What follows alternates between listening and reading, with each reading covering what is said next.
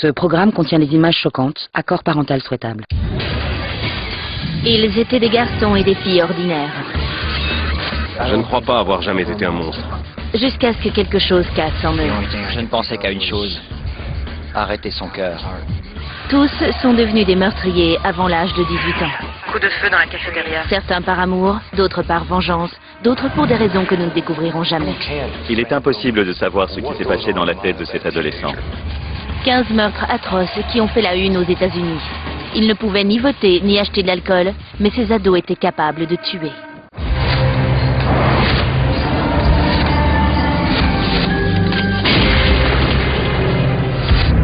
Le 20 avril 1999, le massacre du lycée de Columbine choque le monde entier. C'est la panique dans l'école. Des élèves ont été tués. Il nous faut la police. Mais 1 an et demi avant la tragédie du Colorado, un élève de seconde d'une petite ville du Mississippi vient à l'école avec la rage au cœur et un fusil. En 15e position de notre classement, les meurtres du lycée de Pearl. Maintenant, le monde se souviendra de moi. Je vais sûrement devenir célèbre. Luke Woodham a 11 ans lorsque ses parents divorcent. D'après lui, sa mère lui a reproché la rupture. Délaissé à la maison, il est le centre d'une attention malvenue à l'école. Luke faisait près de 2 mètres. Il devait peser dans les 115 kilos. C'était un faible. On ne pourrait le décrire que comme un peu ringard. Il a été brimé sans relâche pendant toute sa scolarité. C'est la première cause de cette fusillade à Pearl. Le 1er octobre 1997 est un mercredi matin comme les autres au lycée de Pearl, dans le Mississippi. Je remplissais des papiers avant l'école lorsque j'ai entendu les premiers coups de feu. Quelques minutes après 8 heures, environ 300 élèves attendent dans les couloirs de l'école que la cloche sonne. Je suis sorti pour voir ce qui se passait. J'ai fait volte-face et j'ai appelé la police. J'ai entendu d'autres coups de feu, je dirais 6 ou 7. 2 filles sont tuées. En 3 minutes, 7 autres étudiants sont blessés. Et le tireur, Luke Woodham, un élève de seconde, est en train de s'échapper. J'ai couru vers mon camion et j'ai pris mon pistolet. Il a essayé de s'enfuir dans sa voiture, mais j'ai pu le viser avec mon arme et l'obliger à quitter la route. Je l'ai menacé de l'abattre s'il bougeait, je l'ai fait sortir de la voiture et l'ai forcé à s'allonger. Woodham est livré aux autorités et emmené au commissariat de comté de Pearl, où il est interrogé par l'inspecteur Aaron Hirschfield. Il était fier de raconter son histoire. Je ne suis pas fou, monsieur. Je savais ce que je faisais. J'étais juste très en colère sur le moment. La police remarque que Luke a plusieurs coupures à la main. On lui a demandé qu'est-ce que tu t'es fait à la main. Oh, je me suis juste fait ça quand j'ai tué ma mère. Les autorités se précipitent vers une autre scène de crime. La modeste demeure où Luke vit avec sa mère, Mary Woodham. Entre-temps, Luke avoue calmement qu'il s'est réveillé vers 5 heures du matin. Ma mère était au lit. J'ai pris un oreiller, je suis allé dans la cuisine et j'ai pris un couteau de boucher. Je suis allé dans sa chambre, je lui ai mis l'oreiller sur la tête et je l'ai poignardé. Il l'a poignardé pas moins de 27 fois avec un couteau de boucher et il l'a également frappé avec une batte de baseball. Pourquoi tu l'as tué? Elle m'a jamais aimé. Elle te rabaissait? Toujours. Elle me disait toujours que j'arriverais à rien, que j'étais gros, bête et paresseux.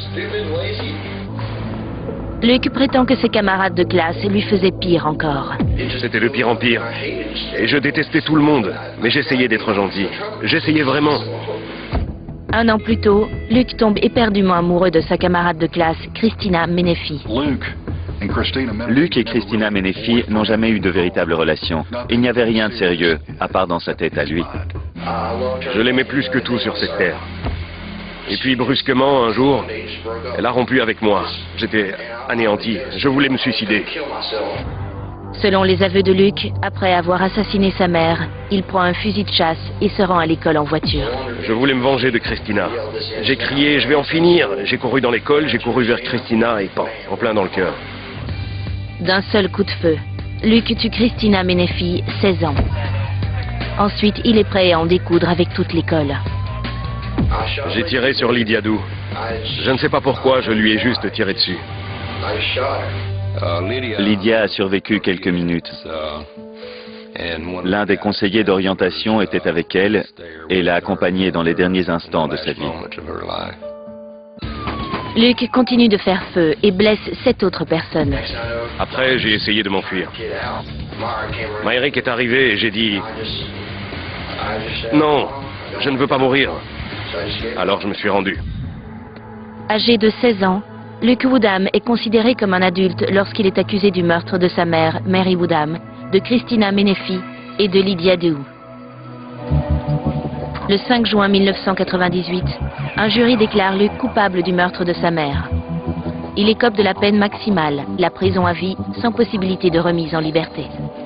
La semaine suivante, Luke est jugé pour la fusillade du lycée de Pearl. Je suis la mère de Christina Menefee.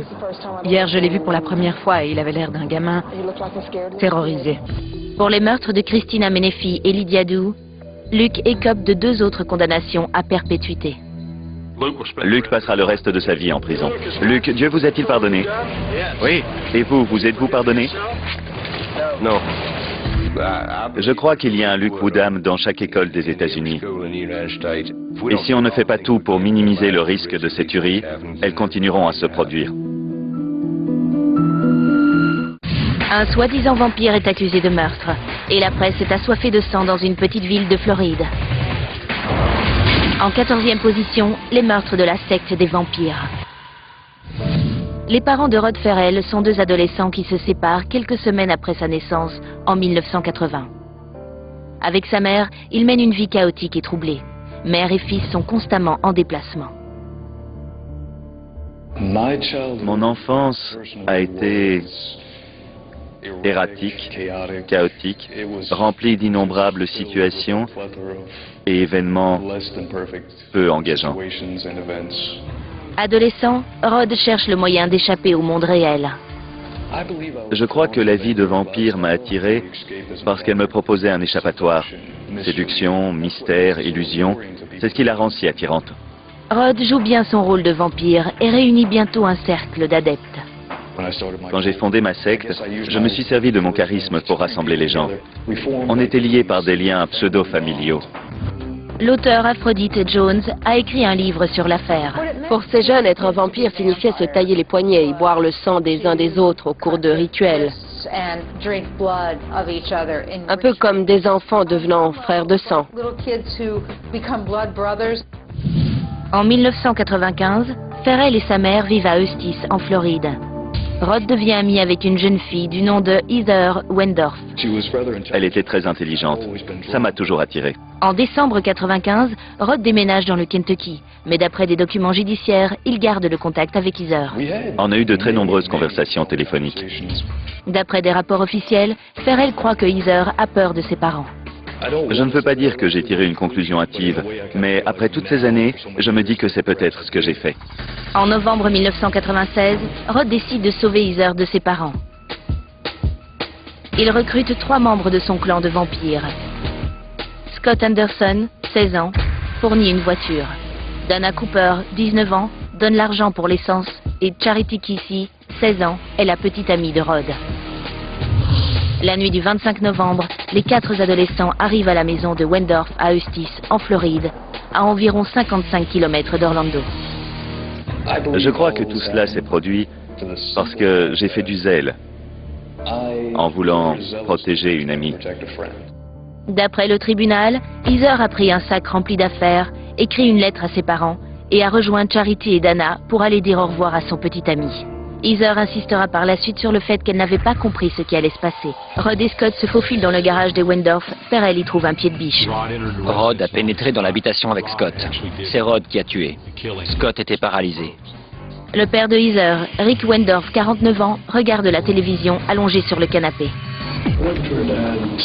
Je me suis approché de son père et je l'ai frappé autant que j'ai pu jusqu'à ce qu'il arrête de bouger. Il a bien mis 20 minutes à s'arrêter.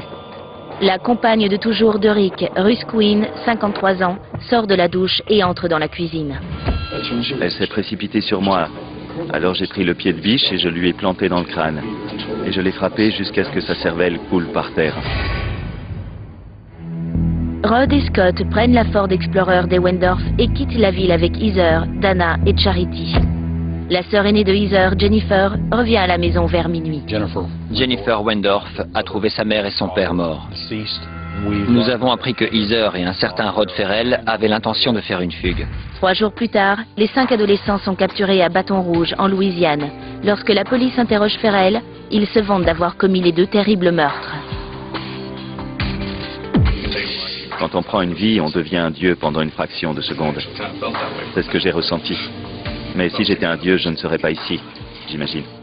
Entre-temps, Heather clame son innocence. Je ne savais pas qu'il allait tuer mes parents. Je me rappelle lui avoir dit « Ne t'approche surtout pas de mes parents. Je les veux vivants. » Le 17 décembre 1996, Rod est inculpé pour le meurtre de Rick Wendorf et de Russ Quinn. Ferrell commence par plaider non coupable, mais au début de son procès, le 4 février 1998, il décide de plaider coupable. J'étais responsable de quelque chose qui n'était absolument pas nécessaire. Le procès passe directement à l'étape de la condamnation. Roderick Justin Ferrell, par l'autorité de ce tribunal, vous êtes condamné à la peine de mort. À ce moment-là, j'ai pensé... Bon, ben voilà. Je ne pouvais rien faire pour l'arrêter. Et je n'étais pas sûr de le vouloir. Scott Anderson plaide coupable pour les 2 accusations de meurtre et est condamné à 2 peines de prison à perpétuité sans possibilité de libération. Accusé de complicité de meurtre, Charity Kissy plaide coupable et écope d'une peine de 10 ans et demi. Dana Cooper plaide coupable pour le même chef d'accusation et est condamnée à 17 ans et demi de prison. Heather Wendorf n'a jamais été accusée de quoi que ce soit et continue à clamer son innocence. Elle est libre depuis le début, alors que nous avons été pénalisés au maximum. Rod Ferrell ne sera pas exécuté. En 1999, sa sentence est ramenée à la perpétuité sans possibilité de libération, suite à une décision de la Cour suprême de Floride. Selon Ferrell, ces années de prison l'ont transformé. En 2008, l'ancien vampire s'est même marié. Gina Maria Ferrell est ma femme et ma raison d'être. Le couple entame une correspondance lorsque Gina fait des recherches sur le cas de Rod pour un cours de criminologie. Pendant des années, beaucoup de gens m'ont demandé pourquoi j'ai fait ça. Et je leur réponds en toute honnêteté, on ne peut pas donner une explication si simpliste. Ce sont des choses qui mettent toute une vie à se former, surtout chez les jeunes. Il est absolument impossible de savoir ce qui s'est passé dans la tête de cet adolescent. Le ranch d'un journaliste célèbre dans le monde entier est le théâtre d'un triple homicide. J'ai immédiatement vu des choses très troublantes. En 13e position, la vengeance de Cody Posey. Cody Posey n'a que 3 ans lorsque ses parents divorcent. Il grandit au Nouveau-Mexique avec son père, Paul Posey. Leur relation est difficile. Il ne faisait jamais rien de bien aux yeux de son père. Rien de ce qu'il faisait n'allait. Il n'avait pas vraiment le droit d'être un petit garçon. L'auteur Robert Scott a écrit un livre sur cette affaire. Il a commencé à être question de mauvais traitements de la part de son père qui le battait. Il me maltraitait. Il était cruel. Je recevais des coups de poing, des gifles, des coups de pied, des coups de planche, etc. C'était très courant à la maison. À l'automne 2001, le père de Cody est employé comme responsable du Chavez Canyon Ranch, dont le propriétaire est le correspondant d'ABC News, Sam Donaldson. Cody vit dans le ranch avec son père, sa belle-mère, Tryon, et la fille de celle-ci, Marie-Léa. Cody et sa belle-mère ne s'entendaient pas. Il y avait beaucoup de tension entre eux. D'après Cody, son père, Paul, rend la vie au ranch intolérable. Alors que je grandissais, les mauvais traitements empiraient. Il me battait de plus en plus à coups de poing, de planches, de pierres et de pelles. Cody Posey a 14 ans lorsque ces mauvais traitements atteignent selon lui leur apogée dans la nuit du 4 juillet 2004. Il a été appelé dans la chambre. À en croire Cody, son père était debout en sous-vêtements et Tryon était dans le lit. Cody prétend que son père tenait une torche au butane, utilisée pour les soudures sur le ranch. Tryon a relevé les couvertures et elle était toute nue. Mon père a allumé la torche et m'a dit d'avoir des rapports avec Tryon. J'ai refusé de le faire et il m'a brûlé. C'était des brûlures assez importantes. Alors je suis sorti de la chambre aussi vite que possible. Cody se terre dans sa chambre le reste de la nuit. Le jeune garçon prétend ne pas avoir revu son père jusqu'au lendemain matin. J'étais en train de nettoyer les enclos. Il est sorti de la maison et j'avais peur de ce qu'il allait faire. Il m'a dit ce n'est pas assez propre. Je lui ai répondu c'est toujours plus propre qu'avec toi, parce qu'il ne nettoie jamais les enclos. Et là il m'a collé un revers. C'est un peu la goutte d'eau qui a fait déborder le vase. J'ai perdu tout contrôle de moi. Je ne savais pas ce que je pensais ni ce que je faisais. Marie-Léa, 13 ans, la demi-sœur de Cody, garde un calibre 38 spécial dans la poche de sa selle. Cody avouera plus tard avoir saisi le pistolet et être passé devant son frère et sa demi-sœur en allant vers la maison. Tryon était assise dans un canapé, elle lisait un livre. Cody a sorti l'arme et lui a tiré dans la tempe. Les autres sont arrivés en courant quand ils ont entendu les coups de feu. Paul est entré d'abord et lui a tiré dessus. Puis Marie-Léa est entrée et lui a tiré dessus, ainsi qu'une seconde fois, très près du visage, car il craignait qu'elle ne survive. Cody enterre les 3 victimes dans un tas de fumier avant de s'enfuir. 2 jours plus tard, le 7 juillet, Sam Donaldson cherche le responsable de son ranch, Paul Posey. Il se rend à la maison de Paul. Nous avons regardé depuis le pas de la porte et nous avons vu une substance rougeâtre coagulée. Donaldson contacte les autorités. La police découvre les corps. Les policiers retrouvent Cody chez un ami. Au cours d'un interrogatoire de plusieurs heures avec la police, le jeune garçon de 14 ans craque et avoue les meurtres. Cody a dit « Autant que je vous dise la vérité ». Cody est accusé de 3 meurtres. Il plaide non coupable. Le procès commence en janvier 2006. La question n'était pas qui était le tueur, mais pourquoi. La procureure Sandra Grisham fait valoir que Posey est un tueur de sang-froid. Son histoire n'avait aucun sens. Il l'a racontée de manière froide, sans émotion. Cet enfant est un psychopathe et il tuera à nouveau. La défense fait le portrait d'un garçon victime d'années de mauvais traitements. Au bout d'un certain temps, n'importe quel être humain est à bout de force. Soit on se couche pour mourir, soit on se défend. Et il s'est défendu. Le 7 février 2006, le jury rend son verdict. Ils ont déclaré Cody coupable d'homicide volontaire concernant son père Paul, de meurtre sans préméditation pour sa belle-mère Tryon et de meurtre avec préméditation pour sa demi-sœur Marie-Léa. Selon la législation du Nouveau-Mexique, Cody peut être condamné en tant qu'adulte à 30 ans de prison ou à 5 ans de détention dans le centre pénitentiaire pour jeunes de l'État. La moitié des jurés écrivent au juge pour lui demander son indulgence. Le 23 février 2006, la condamnation est annoncée. Le tribunal ordonne que l'enfant soit mis sous la garde des services de l'enfance jusqu'à l'âge de 21 ans. Si les partisans de Cody sont ravis de cette décision, la procureure est loin d'être satisfaite. J'ai été horrifiée. Malheureusement, quelqu'un subira les conséquences de cette condamnation, là où les prochaines victimes de Cody. Qu'est-ce que ça fait, Cody? Je voudrais remercier tout le monde. J'espère que je me trompe, mais je ne crois pas. Cody Posey sera libéré en octobre 2010. Vous avez devant vous 90 kilos d'amour. Un garçon solitaire de 14 ans garde un horrible secret pendant une semaine, alors que tout le pays cherche et prie pour une fillette disparue. En 12e position, le meurtre de Maddie Clifton. Je ne crois pas avoir jamais été un monstre. Il s'est passé quelque chose d'affreux. Mais ce n'était pas voulu. Ce n'était pas parce que j'étais un monstre. Vers 17h, le mardi 3 novembre 1998, Maddie Clifton sort jouer dans le quartier de Lakewood, à Jacksonville, en Floride. La fillette de 8 ans ne reviendra jamais. Maddie, je t'en supplie, reviens. Maman, papa et Jessie veulent que tu reviennes à la maison. Les médias étaient dans tous leurs états avec cette affaire. Maddie Clifton est devenue le visage de Jacksonville. Les gens venaient par centaines pour aider à retrouver cette petite fille. On cherche Maddie. Les recherches se poursuivent 7 jours durant, mais se terminent dans le quartier, là où elles ont commencé. Nous avons trouvé Maddie Clifton ce matin. Elle était morte. Joshua Phillips, 14 ans, a été arrêté et placé en garde à vue. Le jeune suspect a tout l'air d'un élève de 3e ordinaire, sans antécédent de violence ou de comportement à problème. J'étais très solitaire, très isolé.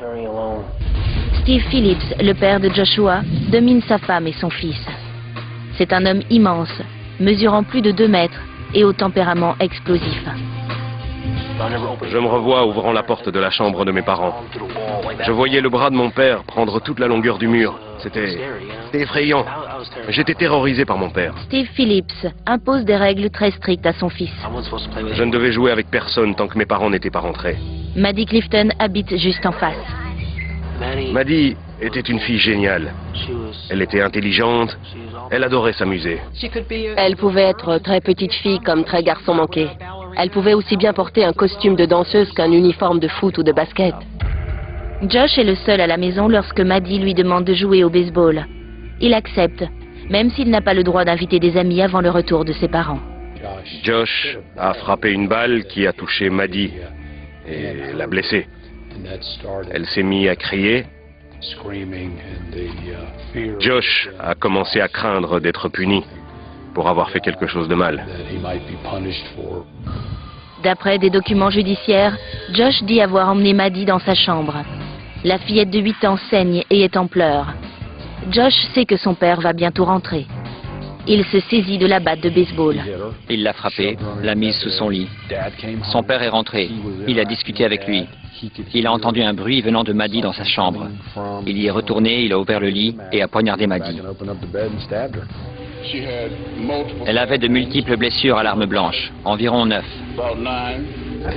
Je crois qu'il s'est affolé. Et à ce moment-là, il l'a tuée. Au cours de la semaine où Maddie est recherchée, Josh garde son horrible secret. Il est rentré chez lui et se couchait sachant qu'elle était morte sous son lit. J'étais dans l'illusion que ça allait disparaître. C'était tout ce à quoi je pouvais me rattacher. Je me disais que si ça disparaissait, ma vie pourrait continuer normalement et que tout le monde oublierait. C'est ce que je me disais dans ma tête de gamin. Le mardi 10 novembre, l'odeur du corps en décomposition de Maddie est insoutenable. Missy Phillips décide de nettoyer la chambre de son fils. Elle remarque une tache humide sur le sol près du matelas d'eau. Je me suis dit, oh c'est pas vrai, le matelas a une fuite. Et dès que j'ai commencé à manipuler le côté du lit, il s'est ouvert. Et au moment où le panneau a cédé, c'est là que sa jambe est sortie et a touché ma main. D'un point de vue intellectuel, je savais. Mais d'un point de vue affectif, j'ai pensé que ça ne pouvait pas être ce que je croyais. Elle est allée prévenir la police. Ils ont bouclé le périmètre et le reste de l'enquête a commencé.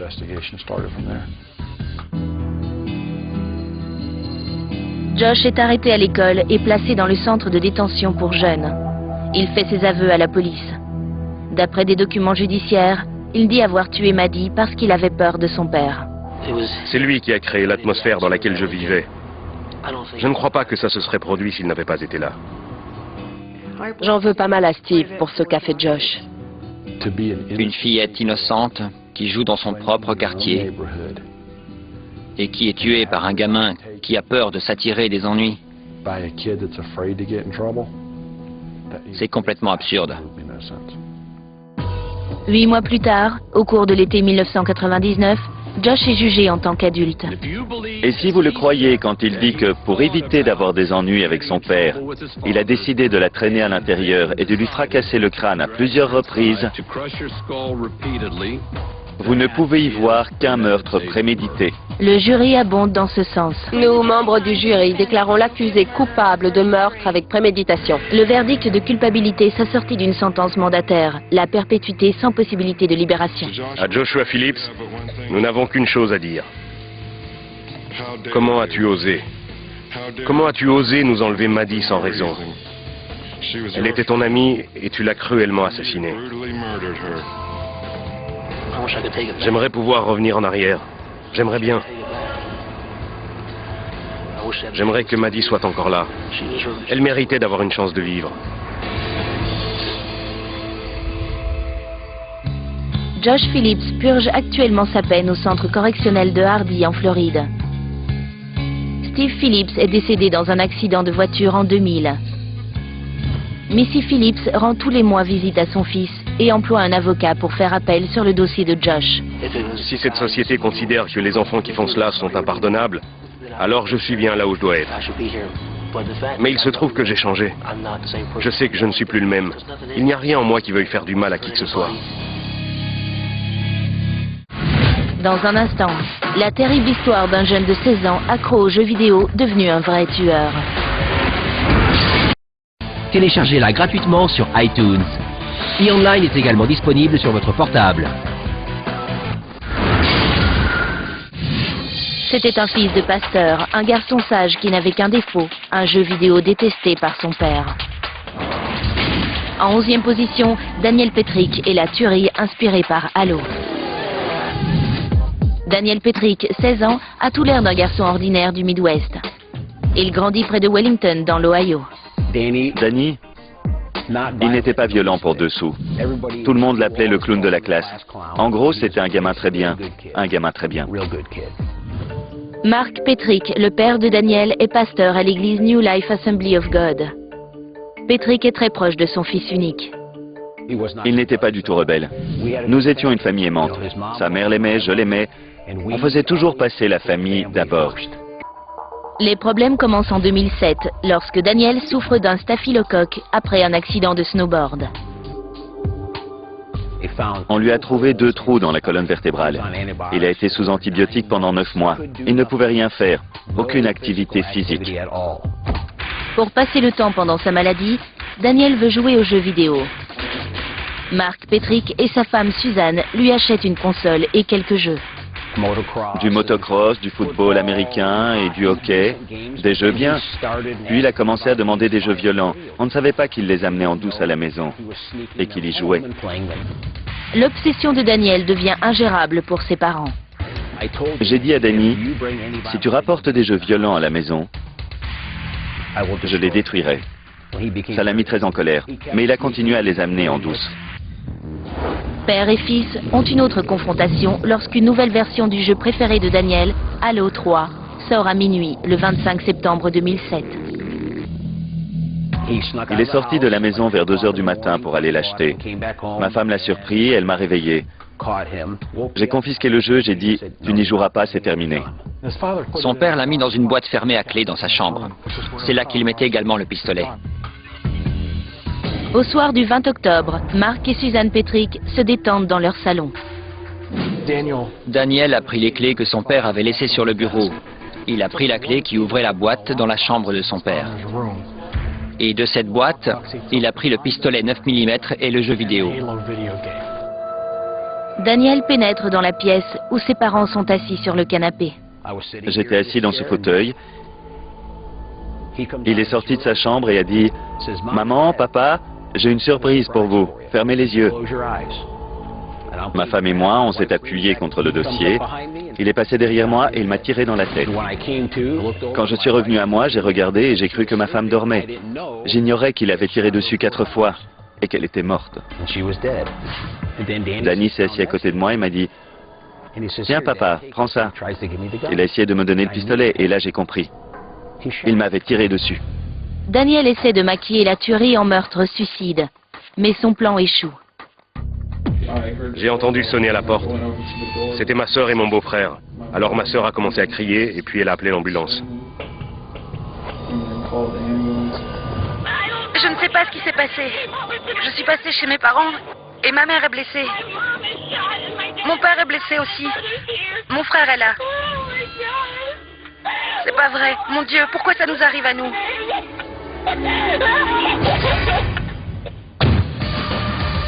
Daniel laisse le pistolet et prend le minivan familial, mais l'adolescent ne va pas bien loin.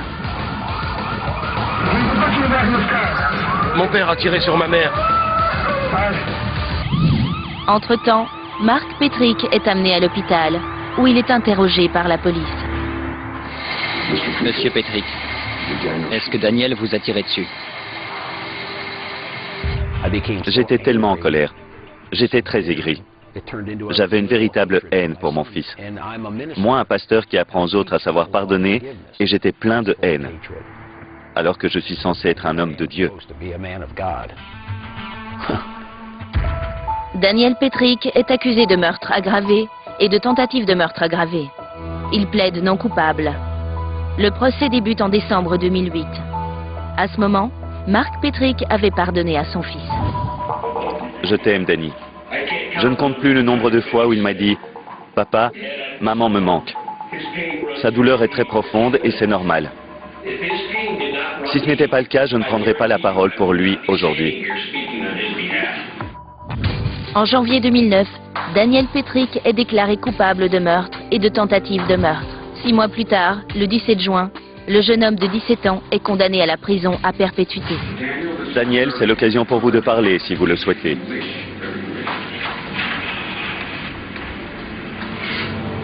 Je ne peux pas. Je suis désolé. Daniel aura droit à une possibilité de libération en 2030. En attendant, Mark Petrick continuera sur le chemin du pardon et de la guérison.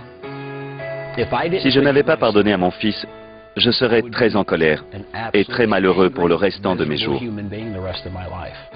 Le pardon est quelque chose de puissant, d'extrêmement puissant. J'ai demandé son aide à Dieu, car si j'avais dû le faire tout seul, je n'aurais jamais pu le faire.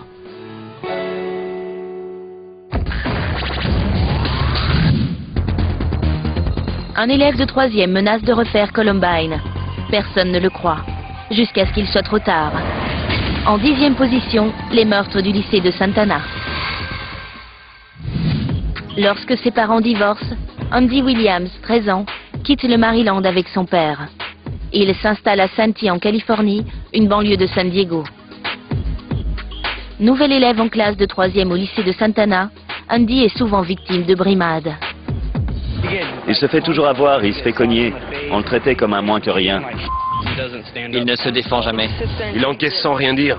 En milieu d'année, Andy n'en peut plus de se faire maltraiter. Il a décidé de se venger, c'est ce qu'il a fait.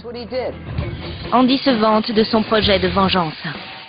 J'ai entendu dire qu'il avait parlé d'apporter une arme à l'école, mais personne ne le croyait. Au matin du lundi 5 mars 2001, Andy Williams se faufile dans le placard à armes de son père et y prend un pistolet de calibre 22. Il glisse l'arme et 40 balles dans son sac à dos. Vers 9h20, Andy emmène son sac à dos dans les toilettes des garçons du lycée.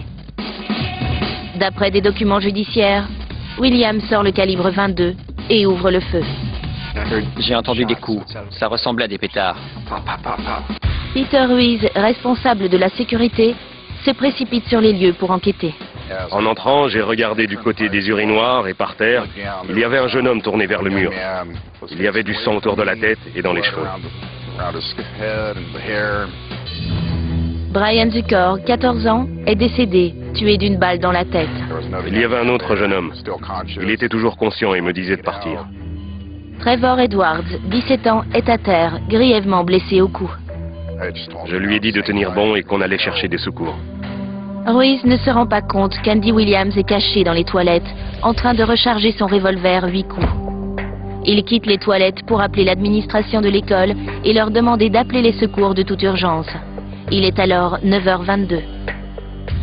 Fusillade au lycée de Santana. Qui a été touché? Un élève. Donc on ne sait pas où est le tireur? Non, je n'en ai aucune idée. Andy ouvre la porte des toilettes et commence à faire feu dans la cour.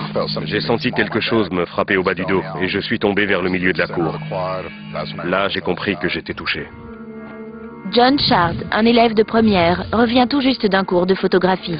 J'avais un appareil photo dans mon sac et j'ai voulu immortaliser la scène. Sur cette photo, l'un des vigiles du lycée a été touché. On le voit juste là. Selon des témoins, Andy trouve une autre cible, Randy Gordon, 17 ans. Randy avait été touché en tentant de s'enfuir. Il est mort dans les bras d'un de mes professeurs. En quelques minutes, les shérifs adjoints de San Diego répondent à l'appel à l'aide. On a vu la police qui se rapprochait peu à peu du bâtiment. Les policiers encerclent les toilettes où Williams est posté. On s'attendait à une fusillade pas possible. On a fini par le voir sortir des toilettes. La police l'a obligé à s'allonger sur le sol. À 9h28, moins de 10 minutes après le début de la fusillade, Andy Williams est amené en garde à vue. 2 étudiants sont morts, Brian Zucker et Randy Gordon. Randy voulait entrer dans la marine. Il en rêvait. Brian venait d'arriver au lycée et essayait sans doute encore de s'intégrer. 13 autres personnes sont blessées. Le 20 juin 2002, Andy Williams plaide coupable pour 2 meurtres avec préméditation et 13 tentatives de meurtre. L'adolescent de 16 ans est condamné à au moins 50 ans de prison. Il a dit et répété à plein de gens qu'il allait refaire Columbine, et personne ne l'a pris au sérieux. Il aura droit à une possibilité de libération en 2052. Cette adolescente, originaire de l'Idaho, est amoureuse à la folie. Mais quand elle doit choisir entre son amour et ses parents, elle prend une décision qui choque les États-Unis. Il y a très peu de filles qui ont fait ça. En 9e position, Sarah Johnson et les meurtres de Bellevue. Premier mardi de septembre, le lendemain d'un jour férié aux États-Unis, dans un quartier huppé de Bellevue, dans l'Idaho. Le meurtre a eu lieu le matin du 2 septembre 2004 à 6h20. Sarah Johnson a dit avoir été réveillée par un coup de feu venant de la chambre de ses parents. Elle en a entendu un autre et effrayée, elle s'est enfuie de la maison. Un voisin appelle la police qui trouve la mère de Sarah, Diane Johnson, 52 ans, dans le lit, morte d'une balle dans la tête. Le corps du père de Sarah, Alan Johnson, 52 ans, est sur le sol de la chambre. Alan sortait de la douche et on lui a tiré dessus à bout portant avec une Winchester Magnum 264. La police boucle rapidement tout le périmètre. Ils ont eu la présence d'esprit de remettre la poubelle dans le jardin. À environ 2 maisons de là, on a arrêté le camion poubelle. Faute de cela, on n'aurait pas pu récupérer les preuves. Dans la poubelle, on découvre un peignoir rose taché de sang et 2 gants, l'un en cuir marron et l'autre en latex, tous deux à l'intérieur du peignoir. Lorsque les policiers ont demandé à Sarah si elle avait jeté quelque chose dans la poubelle, elle a répondu spontanément « Jamais je n'aurais tué mes parents ». Ça nous a poussé à croire qu'elle pouvait être impliquée. Dès le début, Sarah Johnson, 16 ans, est le suspect numéro 1. Et son comportement continue d'éveiller les soupçons. Elle n'a jamais vraiment exprimé d'inquiétude ou d'émotion concernant la mort de ses parents. Les autorités pensent également que Sarah avait un mobile pour tuer ses parents. Alan et Diane Johnson désapprouvaient le petit ami de Sarah, Bruno Santos, 19 ans. Sarah et Santos sortaient ensemble depuis 3 mois et elles prenaient la relation au sérieux. La famille de Sarah ne voulait pas qu'elle fréquente Bruno. Il était bien plus âgé qu'elle et c'était un immigré mexicain clandestin. Sarah clame son innocence, mais 8 semaines après le meurtre, les résultats des analyses sont accablants. L'ADN de Sarah est bien sur le gant de latex retrouvé sur les lieux du crime. Le 30 octobre, Sarah Johnson, 16 ans, est accusée de 2 meurtres avec préméditation. Elle plaide non coupable. Sarah a 18 ans lorsque son procès débute en février 2005. Sarah est innocente. Elle n'a pas appuyé sur la gâchette. L'affaire dépend de la définition du mobile de Sarah. Elle était obsédée par Bruno. Nous savons que c'est lui le catalyseur de l'incident. Selon le procureur, le vendredi 29 août, Sarah ne rentre pas de la nuit. Son père et son oncle sont allés la chercher et l'ont retrouvée dans l'appartement de Bruno. Quand ils sont revenus à la maison, il y a eu une terrible dispute entre Sarah et ses parents. Beaucoup de colère et de cris. Alan et Diane voulaient non seulement lui interdire de voir Bruno, mais aussi aller à la police et éventuellement porter plainte pour détournement de mineurs. D'après des témoignages au tribunal, la mère de Sarah a l'intention d'aller voir la police le mardi, après le long week-end. Mais aucune plainte ne sera déposée, car cette rencontre n'aura jamais lieu. La famille de Sarah louait une maison derrière la leur, à un homme qui possédait plusieurs armes à feu. Elle savait que les armes se trouvaient là. Le locataire n'est toujours pas rentré de son long week-end le matin du crime. Sarah est allée dans la maison louée, y a pris une arme, puis s'est rendue dans la chambre de ses parents. Elle a visé la tête de sa mère Diane à bout portant, a appuyé sur la gâchette, puis est allée dans la salle de bain où son père était en train de se doucher. Selon les procureurs, Sarah vise son père en plein cœur, puis se précipite vers le garage. Elle est passée devant une des poubelles et y a jeté un peignoir, un gant de latex, des balles et un gant de cuir. Elle a tout jeté puis a couru dans la rue en criant. L'ADN de Sarah sur le gant de latex conclut l'affaire. Sarah Johnson est déclarée coupable des 2 meurtres. ce qui confère à l'adolescente une bien triste place dans l'histoire. Sarah Johnson est à notre connaissance la seule adolescente à avoir tué ses 2 parents. Le frère de Sarah, Matt Johnson, témoigne lors de la condamnation. Monsieur le juge, je vous demande la peine maximale, car je sens qu'elle n'a aucun remords et qu'elle le referait aujourd'hui même, sauf qu'elle le préparerait mieux. Elle essaierait de ne pas se faire prendre. Sarah prend également la parole. Ce sera son unique déclaration au tribunal. J'aimais mes parents et j'aime ma famille. Je pleure la perte de mes parents. J'espère reconstruire ma vie et prouver que je peux être une citoyenne utile. C'est tout ce que j'ai à dire.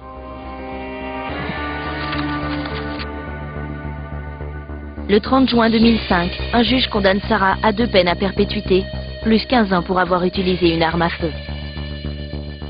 Durant toute l'affaire, Sarah n'a pas cessé de clamer son innocence, même face à des preuves accablantes. Sarah Johnson continue de faire appel sur sa condamnation. C'étaient 2 jeunes frères au visage d'ange. Mais des millions de téléspectateurs ont regardé ces enfants être jugés pour meurtre. En 8e position, l'affaire Derek et Alex King. Derek et Alex King sont nés à seulement 14 mois d'intervalle. Pourtant, les 2 frères se connaissent à peine. Lorsque Derek a 4 ans et Alex 3, leurs parents se séparent. Ils vivent d'abord avec leur père, Terry King. Cathy Medico a écrit un livre sur cette affaire. Brusquement, Terry a eu beaucoup de mal à trouver du travail et à nourrir ses enfants. Les ressources étaient très limitées. Derek est envoyé dans une famille d'accueil, tandis qu'Alex reste avec son père à Cantonment, en Floride, à une quinzaine de kilomètres de Pensacola. Mais en octobre 2001, Derek, 13 ans, est renvoyé à son père par sa famille d'accueil. Derek était parti pendant 7 ans. Il n'y avait pas eu de contact entre eux, c'était donc des étrangers. Ils ne se connaissaient pas. Et il me semble que Derek était perdu. Le père de Derek ne se débrouille pas mieux. Terry aimait ses enfants. Il essayait d'être un bon père. Il était strict avec eux, mais je crois qu'il avait du mal à communiquer avec eux. Le vendredi 16 novembre, 3 semaines seulement après les retrouvailles de la famille, Derek et Alex fuguent. D'après le New York Times, ils se réfugient chez Ricky Chavis, 40 ans, un ami de leur père qui s'occupait souvent d'Alex quand Terry travaillait. Mais Chavis cache un lourd secret. Pour autant qu'on sache, Terry King n'avait aucun moyen de savoir que Ricky Chavis avait été condamné pour pédophilie. En 1984, Ricky Chavis est condamné à 6 mois de prison pour attentat à la pudeur sur 2 garçons de 13 ans. Alex King dira plus tard qu'il a entamé une relation sexuelle avec Chavis alors qu'il avait 12 ans, ce que Ricky Chavis niera férocement au tribunal. Il a toujours décrit leur relation comme platonique, non sexuelle et non amoureuse. Terry signale la disparition de ses fils aux autorités. Le dimanche 25 novembre, après une semaine passée chez Ricky, les garçons rentrent à la maison. D'après Derek, il pense que Terry va les punir pour avoir fugué. J'avais peur qu'à notre retour, ils deviennent violents avec nous. Cette nuit-là, d'après leurs aveux, Derek et Alex attendent que leur père s'endorme. On a cherché un marteau, mais on n'en a pas trouvé, alors il a pris la batte et il l'a frappé avec. La batte l'a touché à la tête et il a continué à le frapper avec. J'avais peur qu'il se réveille et qu'il nous voie, alors j'ai continué à le frapper. Je l'ai frappé une dizaine de fois. Et puis il a défoncé le visage et on voyait la cervelle. Une fois Terry King mort, Derek et Alex décident de mettre le feu à la maison. On a mis le feu au lit avec un briquet parce que c'est une vieille maison et ça brûle facilement.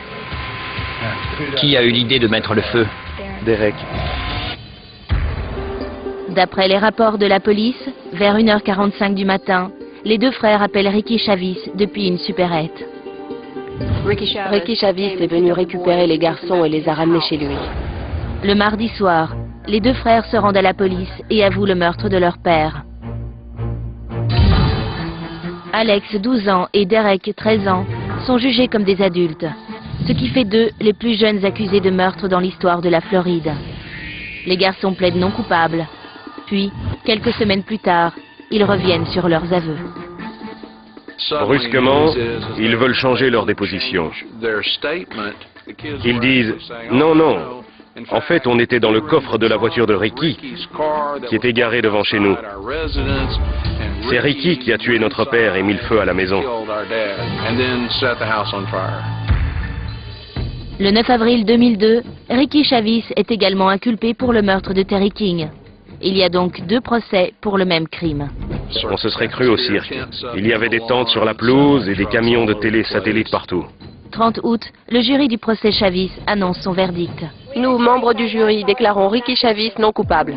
Chavis est acquitté, mais les frères King n'auront pas cette chance. Le verdict du jury a porté sur le meurtre sans préméditation, qui peut s'assortir de la perpétuité, mais pas forcément. Mais le juge rejette le verdict de culpabilité et envoie le dossier en médiation.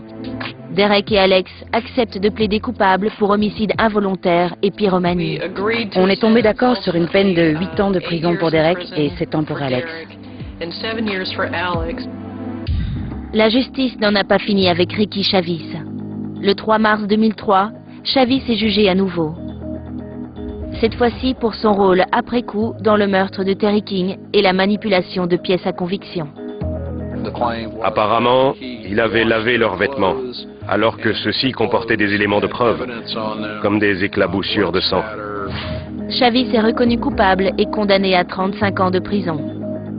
Il a écopé de 35 ans et les garçons de 7 et 8 ans. Alex King est libéré en 2008. Depuis, Alex assiste aux conférences du gourou spirituel Deepak Chopra. Tout ce que je peux dire, c'est que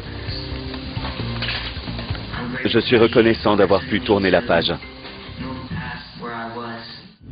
Derek King finit de purger sa peine en 2009. Je crois que le système a bien fonctionné. Aujourd'hui, Alex et Derek s'en sortent extrêmement bien. Ils vont tous les deux à la fac. Je pense qu'on ne peut s'attendre qu'à du positif de la part de ces 2 jeunes hommes. Un voyage de 1500 km commence avec un pas. Dans... Accord parental souhaitable. C'était presque le crime parfait. C'était un véritable mystère. Nous n'avions aucune piste. Jusqu'à ce qu'un garçon de 16 ans fasse des aveux incroyables. En 7e position, le massacre de Peach Lane.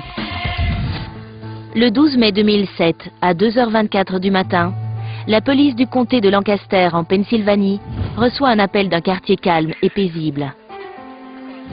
Lorsque les policiers sont arrivés, ils ont vu Maggie Haynes. Elle avait été réveillée par des bruits de lutte. Elle est allée dans la chambre de ses parents et sa mère lui a dit d'aller chercher de l'aide. Maggie Haynes, 20 ans, dit avoir senti le sang avant de s'enfuir de sa maison de Peach Lane. Vu la quantité de sang qu'il y avait dans la maison, je comprends qu'elle l'ait senti.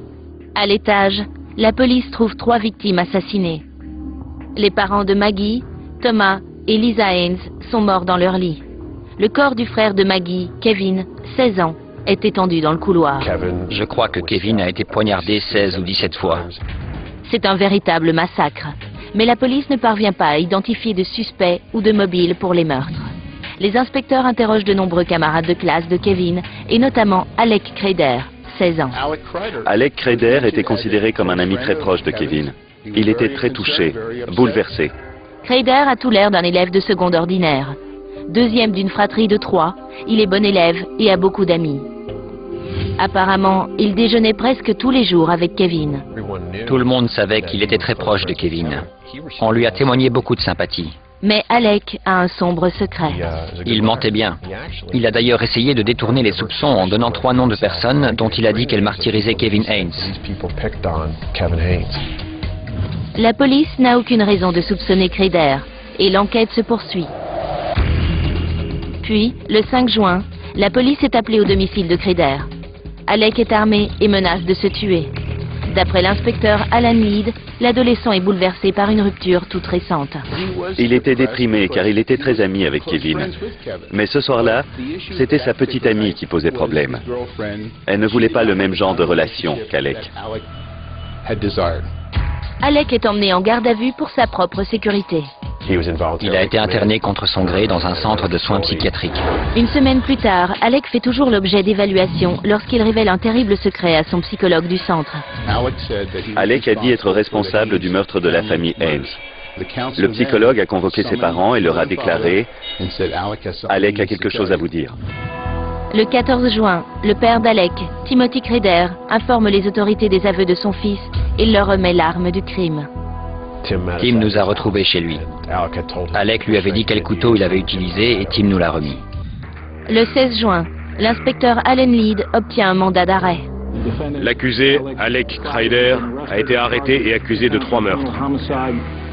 Après son arrestation, nous avons pu consulter ses journaux intimes, où il mentionnait à de nombreuses reprises son besoin de tuer, ses pensées meurtrières.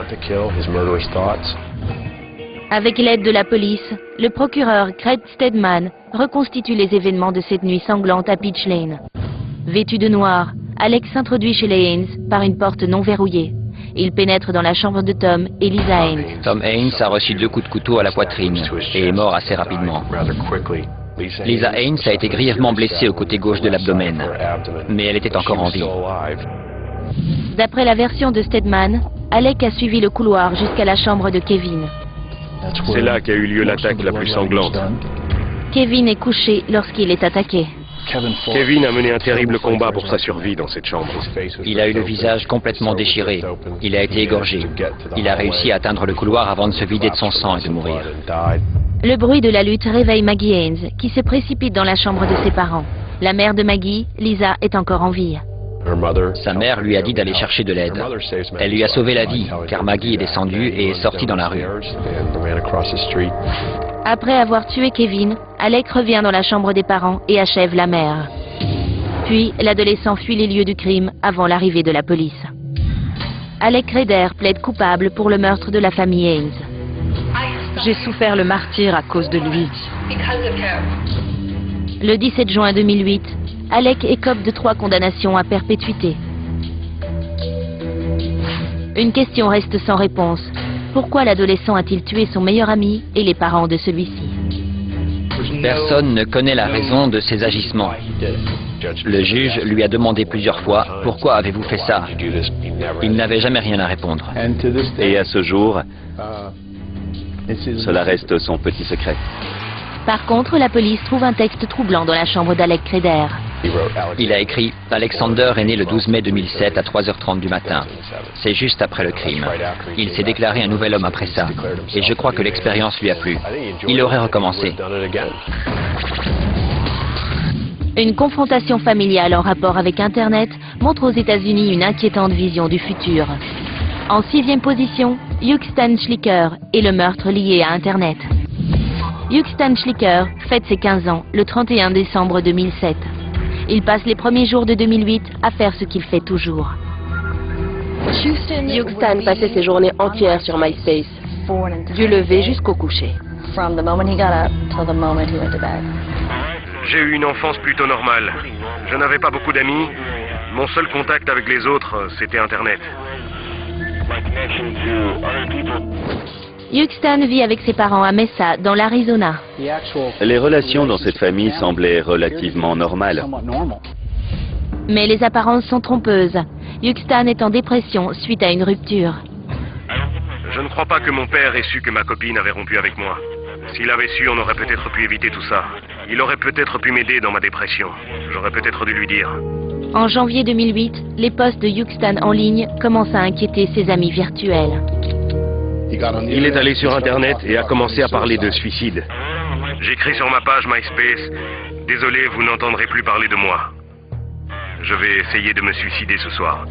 Désolé, au revoir. » Ses amis sur Internet étaient si inquiets que, depuis la Floride, ils ont appelé la police de Mesa pour signaler ce suicide ou cette tentative de suicide. Nous sommes allés chez eux et nous avons parlé non seulement à Hugh Stan, mais aussi à ses parents. Les parents nous ont assuré qu'ils seraient tout à fait capables de gérer la situation avec leur enfant. Pour résoudre le problème, les Schlicker coupent l'accès Internet de Hugh Stan. Je n'ai pas bien réagi, c'est clair. Je me suis disputé avec mon père. Je lui ai dit, j'ai besoin d'Internet, il me le faut absolument. Mais mon père ne comprenait pas. Il a dit avoir eu l'impression d'avoir un couteau planté en pleine poitrine et d'être incapable de l'enlever. La colère montait en lui. 2 semaines plus tard, le 6 février 2008, Yukstan ne se rend pas à l'école. Il est descendu dans le garage pour prendre une boisson dans le frigo et là, il a vu un étui d'arme à feu. C'était une carabine 12 coups. Alors il s'est dit, je pourrais me tuer ou peut-être tuer mon père, ou alors je me tue et mon père me trouvera. Il est monté dans sa chambre et pendant plusieurs heures, il a envisagé ses possibilités. Il s'est même dit que si son père ne rentrait pas d'ici 16 heures, il ne ferait rien. Pourquoi 16 heures? Personne ne le sait. Le père de Yukstan rentre à la maison vers 14 heures. Yukstan est posté dans la maison avec la carabine. Il est allé vers lui, lui a mis la carabine derrière la tête et a appuyé sur la gâchette. Le coup de carabine à bout portant tue le père Yukstan sur le coup. Le corps de son père étendu dans la cuisine, Yukstan décroche le téléphone. Il a appelé une amie, lui a dit qu'il venait d'abattre son père et qu'il voulait se suicider. Elle lui a dit, ça n'en vaut pas la peine, appelle la police, dis-leur ce que tu as fait. Et c'est exactement ce qu'il a fait. Il a appelé la police et a été emmené en garde à vue. Je ne comprends pas pourquoi c'est arrivé. J'ai succombé à ma dépression et maintenant, mon père est mort. Le 14 février 2008, Yukstan est inculpé de meurtre avec préméditation, en tant qu'adulte. 1 an plus tard, en mai 2009, Yukstan plaide coupable pour meurtre sans préméditation. Quand un client risque de passer sa vie en prison, surtout si jeune, on cherche toujours à trouver un arrangement pour le plaidoyer afin de résoudre l'affaire. Et c'est ce qu'on a fait. Le 10 juillet 2009, Yukstan Schlicker est condamné à 20 ans de prison. Il doit être libéré en 2029. Mon père était le type le plus génial que je connaisse. Je l'aimais. Il me manque terriblement. Un élève de seconde enragé est au centre d'un énorme battage médiatique dans une petite ville de l'Oregon. Des coups de feu dans la cafétéria. C'est devenu un événement national et international en l'espace de peut-être 2 heures. En 5e position, l'affaire Kip Kinkle. On aurait dû le voir venir. Il y avait des signes avant-coureurs flagrants et ses parents savaient que leur fils Kip posait des problèmes. Kip Kinkle vit à Springfield, dans l'Oregon. Une communauté paisible et étroitement liée. Il a du mal à grandir dans l'ombre de sa sœur. C'était un peu le mouton noir de la famille. Il avait une sœur aînée parfaite, jolie, bonne athlète, excellente élève. Ses parents étaient tous les deux enseignants. En gros, ils n'étaient pas à la hauteur de leurs attentes. Le 20 mai 1998, la police est appelée au lycée de Thurston en raison du vol d'un pistolet. Un responsable de l'école identifie Kip Kinkle, 15 ans, comme possible suspect. Kip Kinkle était fasciné par les armes à feu et en possédait déjà plusieurs. On est allé voir dans son casier et on y a effectivement trouvé un pistolet Beretta semi-automatique de calibre 32 entièrement chargé. Kip est arrêté pour possession d'armes à feu. À ce moment, on le menace de le renvoyer de l'école. Kip est détenu au commissariat de Springfield, où son père, William Kinkle, vient le chercher. Il a été arrêté, suspendu, et il allait sûrement être renvoyé. Quand il est rentré chez lui avec son père, il a décidé que c'était la dernière fois qu'il décevait ses parents. Kip a un fusil semi-automatique de calibre 22 dans sa chambre. Ses parents gardent les balles dans un coffre-fort, mais Kip a amassé et dissimulé plus d'1 millier de balles. De retour du commissariat, Bill Kinkle boit un café dans la cuisine, entre 15 et 16 heures. Kip a dit être descendu, être passé derrière son père et lui avoir tiré une balle derrière l'oreille droite. Je ne voulais pas. J'aime mon père, c'est pour ça que j'ai dû le faire. Tu l'aimes, alors tu devais le tuer? Oui. Kip attend environ 2 heures le retour de sa mère, Faith Kinkle, 57 ans, et professeure d'espagnol dans un lycée. Elle est finalement arrivée entre 18h et 18h30. Je veux mourir. Tu lui as dit quelque chose? Oui, je lui ai dit que je l'aimais. Et puis tu lui as tiré dessus? Oui. Kip lui a dit qu'il l'aimait et lui a tiré 2 balles derrière la tête. Elle était encore en vie, alors il l'a traînée dans l'escalier jusque dans le garage et lui a tiré 3 autres balles en plein visage. Comme elle bougeait encore un peu, il lui a visé la poitrine et lui a tiré une balle en plein cœur. Kip couvre ses parents de drap blanc. Le lendemain matin, peu avant 8 heures, Kip se rend au lycée de Thurston dans la voiture de sa mère. Quand tu es arrivé, tu n'étais pas habillé comme ça, si? Tu portais un imperméable long, c'est ça? Kip passe sous un préau pour se rendre à la cafétéria de l'école. Il a croisé un élève qui lui a dit « Salut Kip, ça va ?» et il lui a répondu « Tu ferais mieux de partir d'ici, il va se passer des choses pas très jolies. » Et il a continué son chemin. Il a fait quelques pas en direction du sud, toujours sous le préau, puis s'est retourné et a tiré un coup de feu. La première balle touche Ben Walker, 16 ans. Kip tire sur un autre garçon en plein visage et pénètre dans la cafétéria. Coup de feu dans la cafétéria du lycée de Thurston. Environ 150 étudiants prennent leur petit déjeuner et font campagne pour les élections de l'école.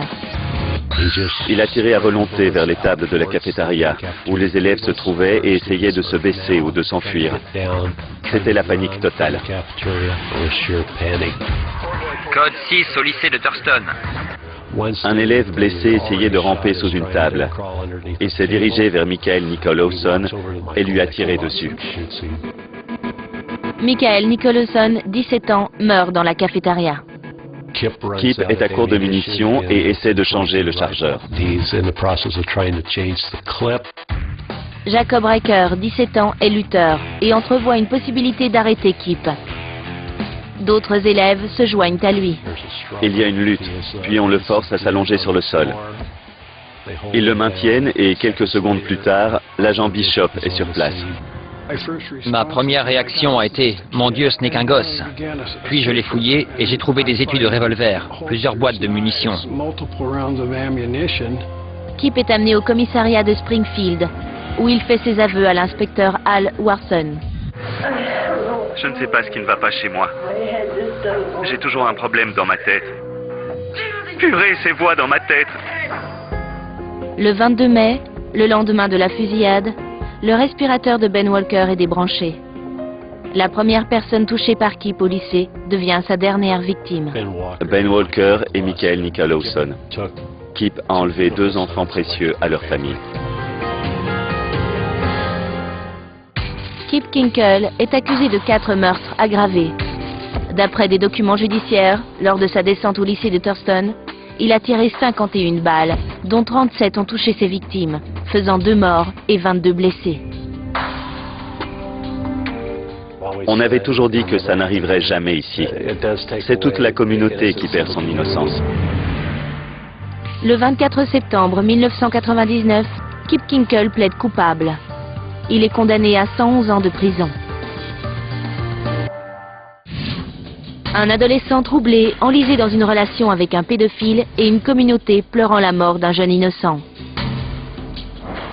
En 4e position, le meurtre d'Eddie Werner. Sam Manzi, 15 ans, de Jackson Township dans le New Jersey, est un solitaire qui n'aime pas jouer dehors ou avec les jeunes de son âge. L'auteur Brian Karem a écrit un livre sur cette affaire. C'était le geek typique. Il adorait Internet et les ordinateurs. Il ne savait pas où se situer dans la réalité. Sam cherche à s'intégrer quelque part. Il m'a dit qu'il pensait être homosexuel. Je sais que ça le torturait. Sur Internet, il a commencé à fréquenter les chats gays. Dans le cyberespace, Sam trouve le contact qu'il recherche. Un pédophile du nom de Steven Simmons. D'après des rapports judiciaires, Simmons a été condamné 2 fois pour des crimes sexuels sur mineurs. Steven a 42 ans et Sam 14, lorsque, d'après la police, ils se donnent rendez-vous dans un centre commercial du New Jersey en août 1996. Il a découché et le lendemain, en revenant à la maison, il a dit à ses parents qu'il a dormi dans les bois. Ils ne l'ont pas cru, parce qu'il était propre et rasé. Mais ils n'ont pas su quoi faire, donc au départ, ils n'ont rien fait. D'après les rapports de la police, Sam retrouve Simmons à au moins 3 reprises lors des mois qui suivent. Il est clair qu'il avait de l'affection pour cet homme. Depuis 1997, Sam a un comportement de plus en plus rebelle à la maison et destructeur. Il faisait des trous dans les murs à coups de poing, criait après ses parents. Les problèmes vont croissant. En août 1997, les Manzi emmènent leur fils dans une clinique psychiatrique où il suit 5 heures de thérapie quotidienne. Ses parents lui ont trouvé de l'aide. Il a avoué à un thérapeute qu'il avait eu des rapports avec cet homme. La police est intervenue. Les autorités sont prévenues, de même que Nick et Dolores Manzi. Et là, il nous a avoué qu'il fréquentait Steve Simmons depuis 1 an. Le lundi 22 septembre, Manzi est incontrôlable. Ses parents demandent son internement à temps plein dans une clinique psychiatrique. Par l'intermédiaire de ses parents, Sam Manzi criait à l'aide. Il ne criait pas à l'aide après l'incident, il criait à l'aide avant. Le mercredi 24 septembre se tient une audience pour décider de l'internement de Sam Manzi. La mère de ce tueur a supplié littéralement le juge de ne pas le renvoyer chez lui. Il est dangereux, nous avons peur de lui à la maison. Il doit être interné. Le juge refuse et renvoie Sam chez ses parents. Le même jour, Steven Simmons est arrêté pour attouchement sexuel sur mineur, en l'occurrence Sam Manzi. Plus tard, il plaidera coupable pour attouchement sexuel et mise en danger d'un enfant. Il écopera de la peine maximale, 5 ans de prison. Entre-temps, le samedi 27 septembre, 3 jours seulement après l'audience, les parents de Sam décident de faire une sortie de loisirs prévue depuis longtemps. Ils comptent ne laisser Sam seul que quelques heures. Il s'ennuyait et traînait sur le devant de la maison. Eddie Werner, 11 ans, fait du porte-à-porte et vend des bonbons et du papier cadeau pour une récolte de fonds scolaires. Sam n'est pas intéressé par ce qu'Eddie a à vendre. Pour une raison quelconque, il a réfléchi et l'a fait entrer dans la maison. Eddie est entré et a fermé la porte. Quand la porte s'est refermée sur lui, il n'avait aucune chance de s'en sortir. Sam fait près d'1,90 m et a 4 ans de plus. D'après son témoignage, il emmène Eddie dans sa chambre. J'ai commencé à l'étrangler avec le fil électrique d'un réveil. Pendant combien de temps? Environ 40 minutes. Eddie Werner est mort. Puis, d'après le témoignage de Sam, il se débarrasse du corps. J'ai mis son corps dans une valise, puis j'ai traversé la rue avec le corps dans la valise. J'ai sorti le corps de la valise et je l'ai mis près de la maison de mon voisin.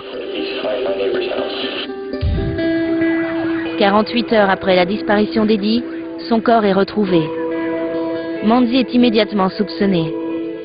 La police est au courant du comportement violent de ce jeune de 15 ans et de plus, la victime a été découverte en face de la maison de Sam. Il suffit de faire le rapprochement et on arrive à la maison des Manzi. Nous avions notre homme. Sam passe aux aveux et est accusé en tant qu'adulte de meurtre avec préméditation. Le procès doit débuter en mars 1999. Les avocats de Sam et ses parents veulent qu'il plaide non coupable pour raison d'aliénation mentale. Mais Manzi refuse. Sam préfère plaider coupable. Lorsque vous avez étranglé Edward Werner, l'avez-vous fait intentionnellement? Oui. En étranglant Edward Werner, saviez-vous ce que vous faisiez? Oui. Les parents de Sam Manzi ont tout fait pour aider leur fils. Ils savaient que c'était une bombe à retardement. Il était déjà en unité psychiatrique. Ces gens étaient censés s'occuper de mon fils. 5 heures par jour, 5 jours par semaine. Le système a échoué dans cette histoire et cela a coûté la vie à un petit garçon. Le 12 avril 1999, Sam Manzi, 16 ans, est condamné à 70 ans de prison. Je ne sais toujours pas pourquoi j'ai fait ça. Il doit être libéré en 2069. Eddie est la victime et il ne faut pas l'oublier. Et il ne faut pas oublier comment il est devenu une victime. Et comment on a fait un monstre de Sam Manzi. Dans un instant, meurtre dans l'Amérique profonde. Un crime atroce dévoile une indicible cruauté dans l'Amérique profonde et attire tous les médias du pays dans une petite ville de l'Indiana. En troisième position, le cruel assassinat de Shenda Sharer. Ces filles n'étaient pas des tueuses nées. Quand elles sont nées, elles étaient innocentes. C'est notre monde qui fabrique des monstres. Les parents de Shenda Sharer divorcent lorsqu'elle a 7 ans. Shenda vit le plus clair de son temps avec sa mère à New Albany, dans l'Indiana, tandis que son père vit à côté, à Jeffersonville. Je n'avais pas les moyens de l'envoyer dans une école privée, alors je l'ai inscrite au collège Hazelwood, où elle a rencontré Amanda Evelyn. Elle aimait faire la pom-pom girl et moi j'étais fan de basket. Alors ça passait bien entre nous. Shenda et moi nous sommes devenus très amis et on passait du temps ensemble. Avant de rencontrer Shenda, Amanda sortait avec une jeune fille de 16 ans, Melinda Loveless. Elle était possessive, vraiment très possessive. Elle s'est mis dans la tête qu'il y avait quelque chose entre Shenda et moi. Aphrodite Jones a écrit un livre sur ce meurtre. Lorsque sa petite amie lui a échappé, le monde de Melinda s'est effondré. Amanda prétendait que Melinda a craqué lorsqu'elle et Shanda sont allées ensemble à une soirée organisée par l'école. Elle m'a frappé au visage et m'a lancé plein d'insultes. Elle a dit que j'étais à elle et à personne d'autre. D'après des témoignages officiels, Melinda décide de faire peur à sa rivale de 12 ans, Shanda. Elle prend pour complice une certaine Lori Tackett, 17 ans. Elle est allée voir son amie Lori Tackett, sachant que celle-ci avait un besoin de violence. Ça ne pouvait que dégénérer.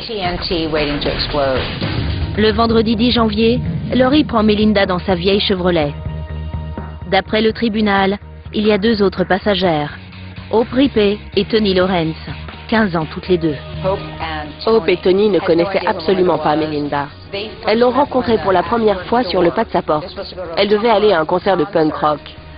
Melinda a sorti un couteau de boucher de son sac et a dit « C'est avec ça que je vais faire peur à Shanda ». Au lieu d'aller directement au concert, les 4 adolescentes s'arrêtent à la maison du père de Shanda. Hope et Tony frappent à la porte. La ruse est la suivante. « Tu veux venir retrouver Amanda ?» Shanda est toute contente et leur dit « Revenez plus tard, mon père ne dort pas encore ». D'après le tribunal, les filles reviennent quelques heures plus tard. Shanda était déjà dehors quand elles sont revenues. Une fois dans la voiture, Melinda a bondi de sous une couverture et elle a mis le couteau sous la gorge de Shanda. Les adolescentes emmènent leurs prisonnières dans un lieu reculé, à environ 80 km de là. Lori et Melinda ont sorti Shanda de la voiture. D'après le tribunal, Melinda sort une corde de la voiture. Elles l'ont étranglée. Déjà, elles avaient l'intention de la tuer, mais elle n'est pas morte.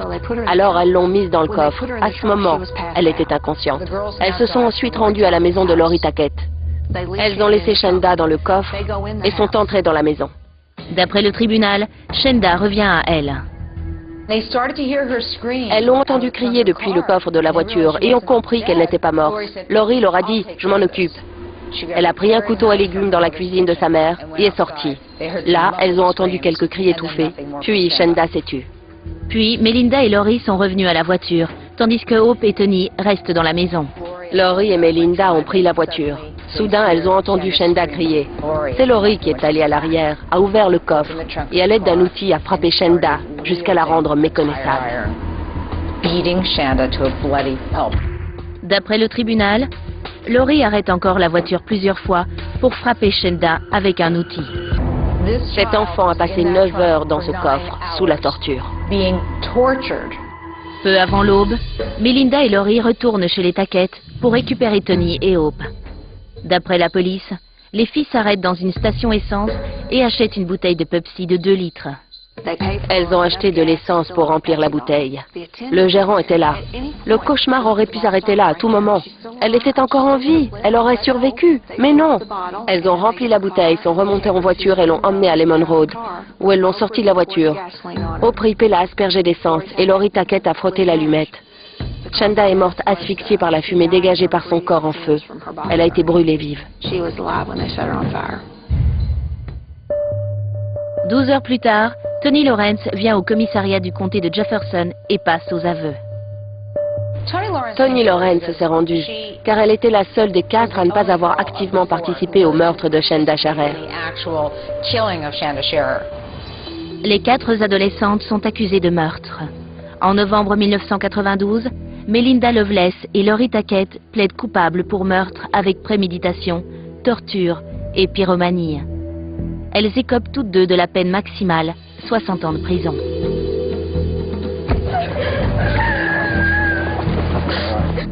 Hope Rippey plaide coupable pour meurtre, torture et pyromanie. Tony Lawrence plaide coupable pour séquestration criminelle. D'après leurs témoignages, elles ne sont pas intervenues car elles avaient peur de ce qui pouvait leur arriver. Elles n'ont pas pensé une seule fois à Shanda. Tony est condamnée à 20 ans de prison. Elle est libérée en 2000. Hope écope d'abord de 50 ans, mais sa peine est ensuite réduite à 35 ans. Elle est libérée en 2006. Melinda Loveless et Lori Tackett doivent être libérées en 2052. Je ne veux pas penser à l'épreuve qu'elle a subie, mais je survis au jour le jour en me disant qu'elle est en paix et que personne ne lui fera plus jamais de mal. La presse américaine converge vers une paisible ville de fermiers dans l'État de New York, lorsqu'une frimousse de 13 ans commet un meurtre impensable. J'ai montré ma tête et j'ai fait « j'ai besoin d'aide ». En deuxième position, Eric Smith et le meurtre de Derrick Robbie. Eric Smith grandit à Savona, dans l'État de New York, une petite communauté rurale. Eric est un souffre-douleur. Avec mes cheveux roux, mes lunettes et mes oreilles décollées, les grands et plusieurs de mes camarades s'acharnaient sur moi. À 13 ans, Eric est frustré et débordant de rage. Il cherche désespérément l'aide de son père. Je suis allé le voir et je lui ai dit « Papa, je n'en peux plus, je suis en colère ». Et il m'a fait « Va te défouler sur un arbre ». Je lui ai dit « Je l'ai déjà fait, regarde ». Et j'avais les mains en sang. Il m'a dit « Tu t'en remettras ». Au matin du 2 août 1993, Eric se rend à bicyclette au centre aéré dans un parc de la ville. Entre-temps, Derrick Robbie, 4 ans, quitte sa maison pour aller au centre aéré. Il a dit au revoir à sa mère au niveau de cette porte. Puis il s'est dirigé vers ce trottoir et l'a emprunté pour aller vers le jardin public. C'est la première fois que Derrick va au parc tout seul. Je ne pensais pas qu'il pouvait lui arriver quoi que ce soit sur un trajet de 400 mètres sans avoir de rue à traverser. Eric a arrêté son vélo à hauteur de Derrick et a essayé de le convaincre de prendre un raccourci par le jardin public. Je l'ai choisi parce qu'il était sans défense. Je ne connaissais pas son nom. Le raccourci est un chemin étroit au milieu d'un champ vide. Au cœur des mauvaises herbes, Eric lâche son vélo et se rapproche de Derrick. Eric a saisi Derrick à la gorge pour l'étouffer. Le petit garçon s'est mis à faire des moulinets et à battre des bras et des jambes. Pendant que je tuais Derrick, je pensais à la personne qui me tourmentait. Je le voyais dans ma tête et j'ai vu tous ceux qui se moquaient de moi. J'étais en train de me venger d'eux. Le jeune assassin veut s'assurer que sa victime est bien morte. Eric a ramassé une pierre et l'a jetée sur le corps de Derrick. Il a ensuite pris une pierre qui devait bien peser 15 kilos et l'a jetée sur le corps et la tête de Derrick. Eric a presque épanché sa rage, mais il n'en a pas encore fini. Le corps de Derrick, post-mortem, a été sodomisé à l'aide d'un petit bâton. Je n'en ai pas tiré de plaisir sexuel. C'était dans un but précis. Je ne savais pas s'il était mort ou pas.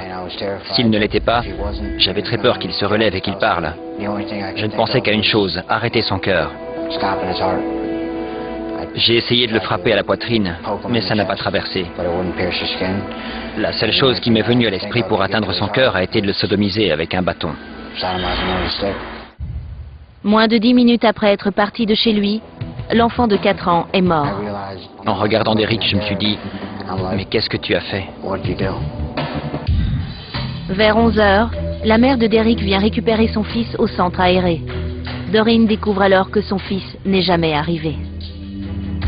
Les recherches ont été de grande envergure. Environ 4 heures après le début de l'enquête, le corps de Derrick a été localisé. Ce crime atroce choque la communauté de Savona. Nous avons pensé à un pervers adulte, un pédophile, qui aurait pu commettre ce crime. La mère d'Eric pense que son fils peut aider à faire progresser l'enquête. Ma mère leur avait dit que j'étais de ce côté-là de la ville quand c'était arrivé et que j'avais pu voir quelque chose.